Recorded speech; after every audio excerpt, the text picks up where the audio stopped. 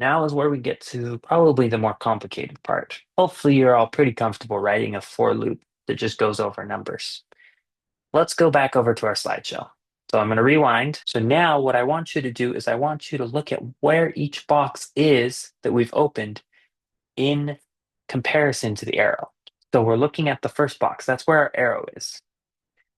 Well, we opened the box directly next to it, and then the one next to it, and then the one next to it, and then the one, oh, and then we swapped them, but then we opened up the one next to it, and then we opened up the one next to it. So just looking at what the box does, you'll notice that the gap just slowly moved all the way to the end. Interesting.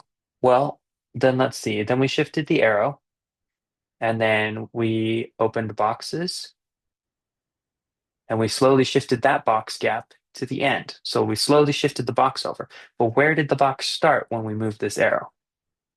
Well, we moved the arrow, and it started at 1 plus the arrow. So wherever the arrow was, it started 1 over.